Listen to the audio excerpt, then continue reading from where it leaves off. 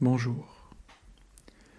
Imagine un silence vaste, pas celui d'une pièce vide, mais un silence vivant, vibrant, mouvant. Ce silence de l'océan.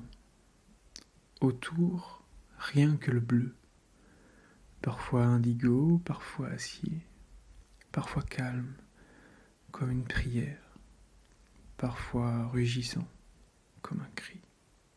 Et là, au milieu de ce silence liquide, une petite embarcation, seule. Et dans cette embarcation, une femme, seule, elle aussi. Mais debout, dans son cœur, fière, tenace, vivante. Elle s'appelle Maude Fontenoy. Elle est là, entre deux mondes, la mer et le ciel. Et entre ses mains, deux rames, pas de moteur, pas de voile, seulement ses bras et sa volonté. À l'aube des années 2000, alors que le monde courait vers le numérique et les écrans, elle choisit la lenteur, la solitude, le sel, la rame. Un choix fou, disaient certains, un choix grand, diront d'autres. Ce soir, je vais te raconter cette histoire, non pas comme un exploit sportif, mais comme une traversée intérieure, un voyage vers soi, vers l'essentiel, vers ce qui résiste, au fond, quand tout vacille. Tu vas entendre le bruit des vagues contre la coque, sentir le soleil brûlant sur les bras fatigués, écouter les pensées naître et s'effacer, comme des nuages au-dessus de l'eau. Car cette histoire-là ne parle pas de mer, elle parle de courage, de solitude, d'identité et d'une forme rare de liberté. Alors installe-toi, laisse le vent te frôler et le silence t'entourer. Nous embarquons à la rame avec Maude. Avant l'océan, il y a eu le lagon. Avant les rames, il y a eu les voiles. Avant le combat, il y a eu le souffle du vent dans les cheveux d'un enfant libre. Maude est née à Meaux, en région parisienne, mais c'est au large que son cœur a appris à battre. Pas dans un salon bien rangé, mais sur un bateau. Ses parents avaient tout quitté pour vivre autrement. Pas dans un appartement, mais sur un voilier. Ils ont élevé leur enfant sur les flots, au fil des saisons, des marées, des rivages inconnus. Leur maison flottait, leur quotidien tanguait. Et Maude, dès l'enfance, a appris à marcher sur un pont qui bouge, à lire les nuages, à écouter les mouettes, à apprivoiser l'horizon. Elle n'avait pas de chambre rose, mais un hamac suspendu entre deux haubans. Pas de jardin, mais l'océan comme terrain de jeu. À bord, les règles étaient simples. Observer, respecter, s'adapter. Pas de place pour le superflu. Pas de triche avec les éléments. On vit avec ce que l'on a, et surtout on vit ensemble. Maude grandit, donc avec le vent comme compagnon, le sel comme parfum, les vagues comme berceuse. Elle se souvient encore des nuits d'ancrage, quand le bateau tanguait doucement sous la lune. Le clapotis contre la coque, le grincement des cordages, le souffle paisible de son père endormi. Et ce sentiment étrange. Le monde est immense, et moi je suis libre. C'est une enfance hors norme, pas toujours facile, pas toujours confortable, mais intensément vivante. Elle a appris à naviguer avant de savoir conduire, à lire les cartes marines avant les manuels scolaires. Et très tôt, elle comprit quelque chose que beaucoup mettent toute une vie à sentir. La vie est en mouvement.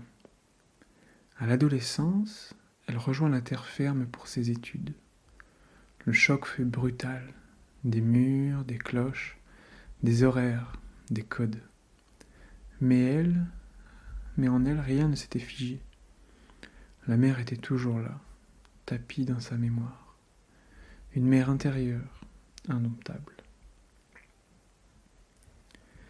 Et même si elle s'inscrit plus tard en droit, même si elle se fait une place dans le monde normal, son âme n'a jamais quitté le large.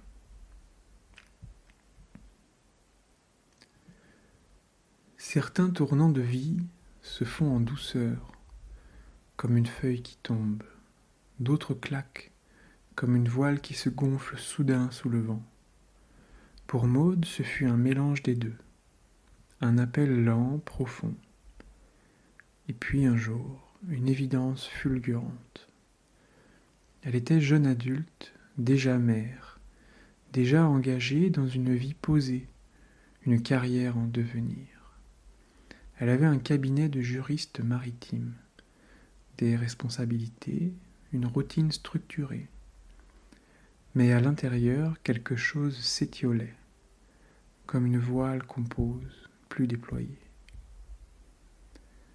Elle s'en rendit compte peu à peu, à travers les silences, à travers le manque, à travers ce besoin de retrouver le goût du sel, le contact du bois sous ses pieds, l'immensité nue devant soi. Et puis, un jour, une phrase, une image, peut-être un rêve. Nul ne sait vraiment. Mais quelque chose fit basculer la balance. Et Maud se dit simplement, pourquoi pas moi? Pourquoi ne pas partir? Pourquoi ne pas ramer? Pourquoi ne pas faire ce que si peu ont tenté? Pourquoi ne pas écouter cet appel qui hante les nuits et qui fait frissonner le ventre? Pas pour fuir, mais pour aller à la rencontre d'elle-même, de ses limites, de l'océan. Elle se lança alors dans un projet fou, traverser l'océan Atlantique Nord à la rame, en solitaire, sans assistance ni escale. Ramer seule pendant des semaines, face au vent, face au courant, face aux vagues et face à elle-même. Personne ne l'attendait là, personne ne l'y poussait. Mais tout en elle disait « c'est maintenant ». Alors elle décida, non pas en héroïne, mais en femme simplement, avec son courage, son intuition, sa détermination tranquille. Elle commença à s'entraîner, à chercher un bateau, à construire ce rêve rame après rame, comme on bâtit une cathédrale invisible, avec du doute, de l'élan, du silence et du feu. Car elle savait que ce ne serait pas une aventure de muscles, mais une aventure de cœur, de souffle et de solitude. Un pacte avec la mer et avec soi-même. Ramer, un geste si simple en apparence, un balancier lent, précis, tirer, relâcher, tirer encore, et pourtant ce mouvement humble, tout un monde. Quand Maud Fontenoy s'élança seule sur l'Atlantique, elle emportait plus qu'un bateau. Elle emportait des milliers de questions, des doutes, des souvenirs et des rêves. Son embarcation, le pilote, mesurait à peine 7 mètres. Un cocon de fibres et d'efforts conçu pour flotter entre deux infinis. Le ciel au-dessus, l'abîme en dessous. Pas de moteur, pas de voile, juste 2 rames et elle. Chaque jour le même rituel. Se réveiller, le corps engourdi, écouter la mer respirer, boire quelques gorgées d'eau filtrée, observer le ciel, nuageux, clair, menaçant peut-être, puis s'asseoir et ramer. Des heures, puis d'autres, parfois 10, parfois 15, le dos en feu, les mains écorchées, les genoux gonflés par l'humidité. Et pourtant une paix, une forme de présence rare. Maud racontait que l'océan, les choses deviennent essentielles. Tu ne triches pas avec toi-même. Tu sais quand tu as peur, tu sais quand tu es en paix. Tu apprends à écouter. Le bruit de l'eau contre la coque, le sifflement du vent dans les antennes, le chant d'un oiseau perdu lui aussi, le clapotis d'un poisson curieux. Parfois, elle croisait un cargo géant d'acier, passant à des kilomètres. Elle allumait alors la radio, s'identifiait, Maud Fontenoy, bateau à rame, tout va bien. D'autres jours, rien. Le vide, le bleu, et cette lente répétition du geste. Encore et encore. Elle écrivait dans un carnet, parlait à haute voix, pensait à son fils, pensait à ses peurs, mais aussi à sa force. Elle chantait parfois pour tenir le rythme. Elle méditait sans le savoir. Une méditation du corps, de la volonté, de l'instant. Et chaque mille parcouru était une victoire intime, pas contre la mer, mais avec elle. Elle vivait au rythme des éléments, dormait quand elle pouvait, mangeait des plats lyophilisés, tièdes, salés. Elle réparait, nettoyait, ramenait et tenait. Jour après jour, vague après vague, elle avançait. Pas comme une héroïne triomphante, mais comme une femme vraie, fatiguée, vivante et humble.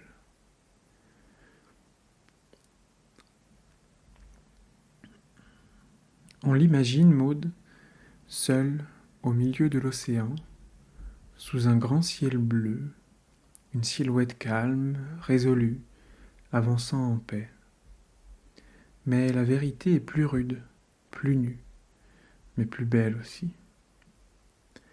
Il y eut des jours où la mer grondait, pas en vagues douces, mais en murs d'eau, des crêtes hautes comme des immeubles, des creux profonds, noirs, froids, qui engloutissent la lumière.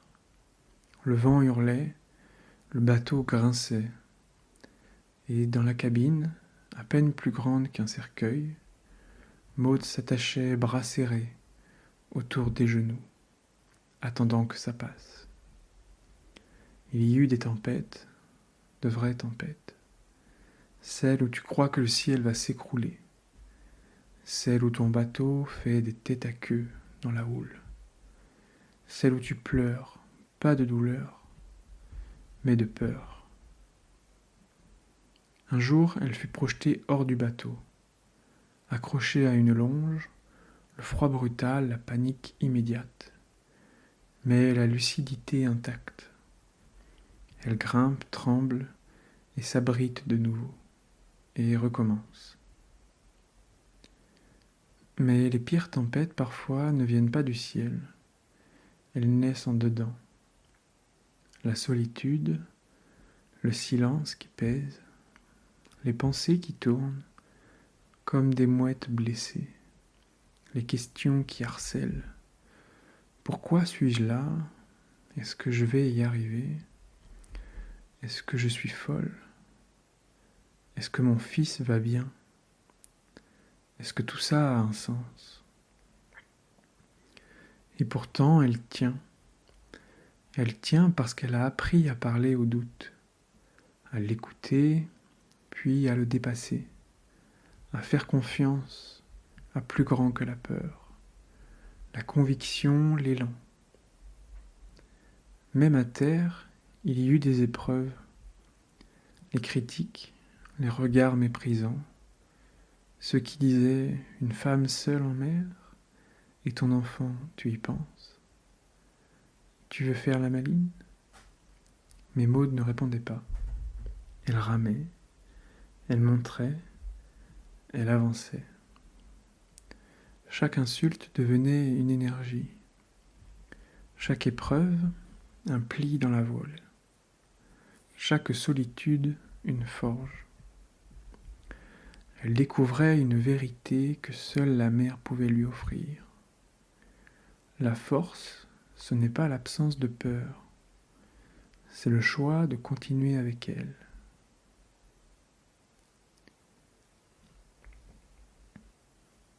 Puis, un matin, la ligne d'horizon a changé. Elle n'était plus vide, elle n'était plus abstraite. Elle portait un rivage, une côte, des arbres, des couleurs, des voix humaines.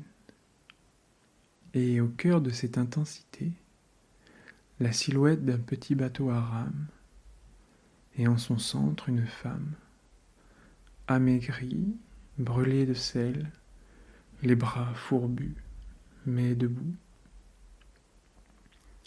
rayonnante d'épuisement, vivante jusqu'au bout des doigts. Maud venait de réussir l'impossible, traverser l'océan Atlantique Nord, seule, à la rame et sans assistance. Une première mondiale. Et plus tard, elle réitéra avec l'océan Pacifique Sud, encore plus long, plus sauvage et plus risqué. Ce n'était pas un exploit isolé, c'était un message, un cri doux lancé au monde. Oui, c'est possible. Oui, on peut être mère, femme, humaine et aller au bout de ses rêves. Oui, la force existe en chacun. Elle devint un symbole, pas d'héroïsme parfait, mais d'engagement sincère. On l'invita dans les écoles, elle parla aux enfants, raconta ses nuits sous la lune, ses dialogues intérieurs, ses gestes répétés 1000 fois. Elle expliqua que le courage, ce n'est pas un costume, c'est une décision répétée, c'est un lien avec la vérité, c'est un oui silencieux chaque matin. Elle créa une fondation pour la préservation des océans, milita pour la planète, pour l'éducation et pour les femmes. Elle écrivit des livres, raconta, transmit. Mais surtout, elle gardait en elle une paix étrange. Pas la paix des vacances, la paix de celle qui a traversé, la paix de celle qui sait ce qu'il y a derrière le bruit, qui a rencontré le cœur battant du monde. Maud ne se présentait pas sage, elle reste simple, rieuse, lucide. Mais dans ses mots, dans ses silences, quelque chose s'était transformé. Comme si quelqu'un, au creux d'une vague, elle avait retrouvé la pulsation du vivant.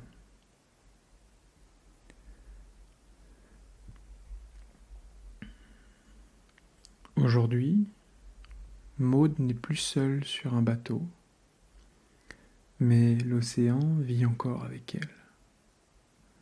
Il est là, dans son regard, dans sa voix grave et calme, dans ce silence qu'elle sait écouter même en pleine foule. Car une fois que l'on a ramé seul au milieu du monde, on ne revient jamais vraiment. On change de peau, on voit autrement. Maud dit parfois que la mer lui a tout appris. La lenteur, le courage, l'humilité, le lien. Elle parle aux enfants des poissons qu'on oublie, des déchets qu'on jette, des espèces qui disparaissent. Mais au fond, ce qu'elle transmet va bien au-delà de l'écologie. Elle transmet un souffle, celui de croire en soi, même contre le vent, même sans boussole, même quand c'est absurde, fou, immense. Elle dit que chacun porte en lui un océan, et que pour avancer, il faut ramer, oui, mais aussi écouter, sentir, et parfois lâcher. Parce que la force ne se montre pas toujours, elle se vit silencieusement dans le choix de continuer, dans le geste répété, dans la foi douce que l'on place dans chaque matin. Ce soir peut-être, alors que tu es là, au chaud, dans le silence, tu sens en toi cette part de la mer, ce lieu vaste, un peu sauvage, sacré. Ce lieu qui t'appelle, non pour fuir, mais pour te retrouver. Maud l'a suivi, et toi? Ferme les yeux, imagine la rame dans ta main, le clapotis de l'eau régulier, le souffle du vent sur ta joue, et cette voix intérieure qui murmure « Va, c'est là-bas que tu te trouves ». Merci d'avoir pris ce temps pour toi, et à bientôt.